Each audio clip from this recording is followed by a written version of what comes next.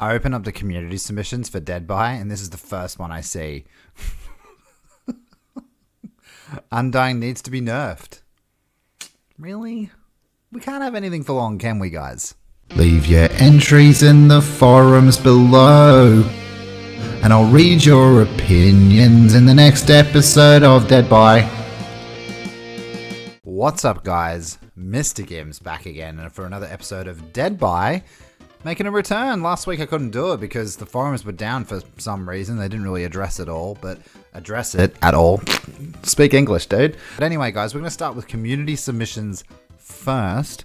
Let's have a look. Thank you to Has the lad, Luke the Dead Zone. How you doing, man? Levi, and that's it. And another one from Luke. Yeah, thank you very much, guys. Really appreciate it. There's a couple from you guys. Really appreciate you guys doing it this week. Thank you very much. Let's start with Haz's Undying needs to be nerfed. Cool. Looking forward to it.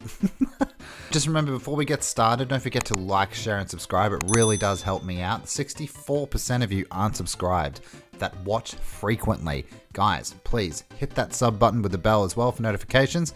And also, if you're considering it, become a YouTube member and become a member of the GimmicksNation. It would really help me support me and my family. It would really help me support me and my family. That sounded normal. And I'd really appreciate it as well, guys. Comes with cool perks like custom emojis and custom badges that come up on comments and in stream. But yeah, it's up to you guys. It really does help me out, though. Let's get into it. Undying needs to be nerfed. Interesting. The perk combined with Ruin or Devour Hope literally is breaking games. Okay. There are too many hex totems to worry about now with Undying, so should only reveal near totems, not buff other perks. Jesus, guys, we can't get much. Yeah, we don't get much for long, do we? Last couple of games I've played, Ruin has been up the whole game. Even if you pop it, it just reappears again. Need Lady Luck on your side to get lucky and pop Undying first. That's true. It's a strong perk. Ah, yes, Devour Hope, the perk that needs 3 stacks to do anything of value and loses all stacks when cleansed. Yeah, good lad. There are 12 possible hooks in the game. All 4 of them are fatal, leaving you with 8. This means you'll be able to build up your Devour twice in a single game, once to Exposed and once to Mori. How incredibly OP. Got him! No. Oh, thanks for fucking adding a lot of content. Undying is doing what it's meant to do. Be a band-aid for bad team spots and alleviate the issue of survivors spawning in front of a totem. If Ruin is still up, remember that it is at the cost of 2 perk slots. Yeah. Besides Devour Hope, stack resets when it is cleansed. It's not OP in any way. It does. It resets. If you are on 5 tokens, you're now on 0. Doesn't mean you cannot run Devour Hope and Undying. You can still run both of them to ensure that survivors don't spawn on Devour, and Devour will be hidden in a good totem spot in case it gets found early, even before you get any stacks. Yeah, it's a second chance perk for us. Survivors don't have any of them, do they? Yes, the occasional wah need to drop in for my second chances for Detective Hunch thread. What? Alright, let's keep moving. Small game. Yes, small game really does help out. It should become more meta now, I think. I haven't seen it too much, to be honest, but I've actually seen an increase in maps, though. That's interesting. Yeah. Just cleanse all the totems you see. Can't transfer hex to a dull totem if there are no dull totems. Yeah. This seems just like a couple of people bitching about a perk that's pretty strong, but not OP. I think people need to relax a little bit. The Blight is really bad. Watch my videos, kid. Just saying, he's really bad. His power is good for getting places, but it's incredibly easy to juke because he literally can't turn while lethal dashing. He can turn. Play in more than 5 minutes. Even if he could, any pallet or window completely counters him because he has to stop his power and break the pallet. And in the time you've gone to another planet, even if you're in the open and actually dash, will slide off most angled walls instead of colliding with them, so you lose that survivor because you can't turn. Okay, it's called an add-on for starters if you're having trouble. It also doesn't help his M1 is buggy and doesn't connect when it should half the time. They've kind of fixed that, to be honest. He needs his ultra rare add-on where he breaks pallets on impact in order to have an even close to good... I need some grammar. If he broke pellets on Lethal Rush, he had the ability to turn his attacks like Oni, he would be an amazing killer. But at the moment, I think that'd be really OP if he had that without the add-on though. Is it? So far, the only game that I've lost was a 2K. The other two escaped death on Hook on Red Forest. I know Survivors play different, but he ain't so bad. He is fun to play, as the only thing I dislike is his low turning when using the rush. Feels like it has a 45-degree angle. Yeah, but you can use add-ons and totally fix it. It's not terrible, guys. What rank are you playing in? Because in red ranks, he's pretty much useless. If any Survivor has even figured out how to stop Billy, then they have zero trouble against Blight. He's too add-on dependent, and even with his best add-ons, he's still gonna struggle. He'll be untouchable in a week if the deads don't mega buff him. I don't think he needs a mega buff. I think that's really ridiculous. And I do come across survivors who know how to outplay myself, but you can change your strat a little bit and kind of confuse them. It just comes down to good survivors, man. Like, I've played against good solo survivors, and they know how to counter it, but you can just... You gotta get in their head, that's all. Like a little bit of effort. At the moment, rank 1 and haven't had any issues at all. I agree, man. I'm totally with you. I mean, I have survivors outsmarting me, but that's what you get at rank 1. You're gonna get good survivors, so it's not just gonna be a 4K every game. These people are fucking ridiculous. You can never teach them anything. It's ridiculous. DC penalties should be stricter. They certainly should be. The Dead Zone Luke. I've just noticed. The Dead Zone Luke. I've just noticed. This is actually his post. The amount of people DCing has increased significantly recently for me and many others. I've played as Survivor and Killer and come across people who would DC as soon as they are downed or very early on in the match. Yeah, it's true. It happens to me all the time on stream. You guys have seen it. If the DC penalty was stricter, then it would prevent the types of players doing what they want. When playing as Killer and 2 other people DC right away, I feel like I have to let the other survivors live. Because there's not much that they can do, and it ruins all the fun for everyone. As a survivor, it completely screws the whole team over. There have been instances where I have been fortunate enough to get a nice killer who would let us live. Yeah, me too. But some killers would take it as an easy win, yeah. In conclusion, DC penalties should be extended each time a DC occurs. This is what I said. So people who do it deliberately will get punished more than the unintentional DC. 5 minutes is not long enough of punishment to stop people. No, that's a match searched for. That's just a match waiting for. 5 minutes, about. Unless you're playing Survivor. It's not that bad. It needs to be upped. I keep saying, guys, the Dota 2 system. Currently, the penalties has been removed as there is a group of people that are assigning penalties to people that don't even DC.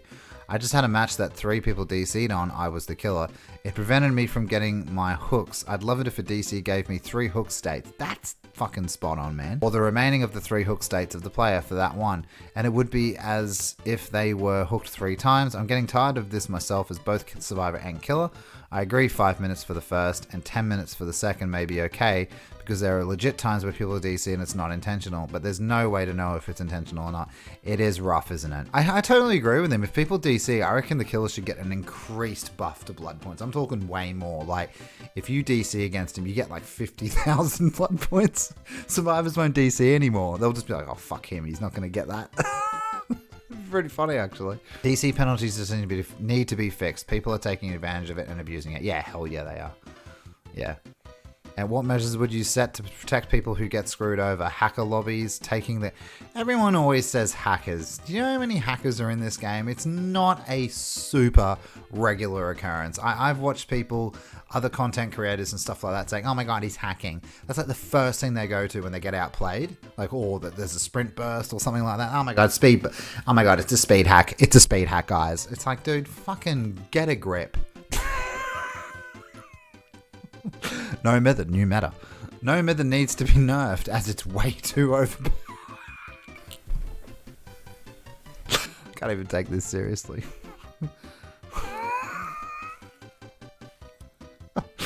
Oh, fucking hell.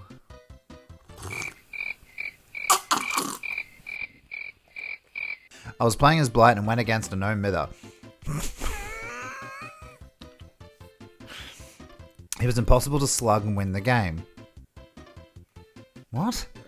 I am asking the devs to either nerf or ban no mither due to it being unfair towards killers who want to have fun. I was just sitting down playing some Blight when this... Well, you weren't standing. When there When this David had no mither, which he must have been hacking. Here we go.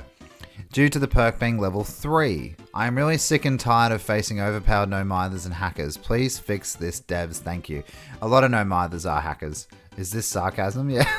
Does it look like I'm being sarcastic? Look, this was hell going against this David. I'm so bored of this. Lol, imagine complaining about no mither.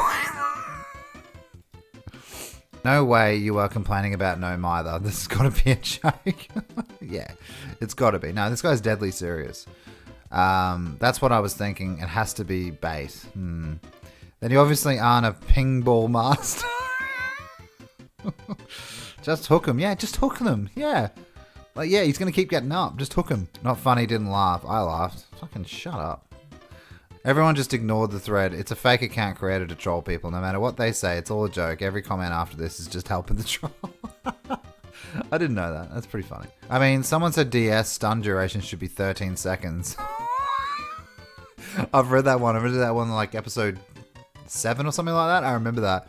And said it wasn't sarcasm. I do not know what to believe anymore. I want to believe. Yeah, no. X-Files? No? Alright. This was the funniest thing I've seen in my life. Is that you, Haz? Vote up. How? This was painful to go against. Please remove it, devs. Oh man, he's still gone. Decisive Strike, changing it to be a true anti-tunneling perk. Okay, alright, I'm listening. We all know the Decisive Strike was one of the most abusable perks in the game. So I'm here to make it a true anti-tunnel perk. Alright, I'm interested. Let's do this. Let's rock and roll. This comes to us by Ahoy Wolf. Nerfs. Decisive Strike nerfs. Unhooking yourself no longer activates Decisive Strike. That's interesting. Slightly reduces the skill check size. That's interesting. Reduce the duration of Decisive Strike to 30 seconds from 40, 50, 60 seconds. Okay, that's very interesting. Recovering from the dying state while Decisive Strike is active deactivates Decisive Strike. Okay, this is getting very interesting. Buffs. Decisive Strike goes 3 times slower while in a chase or while in the dying state. Ah, this is good. That's not bad. That's not bad. Decisive Strike can now be used multiple times. That's not bad. That kind of counters everything here, which is good because you want to have that balance. Decisive Strike no longer creates an obsession at the start of a trial. That's good. I think they should get away from that anyway. I know it might sort of lend a hand away from Laurie, but yeah. Increase the stun duration to 5, 6, 7 seconds from 5, 6, so it's more punishable.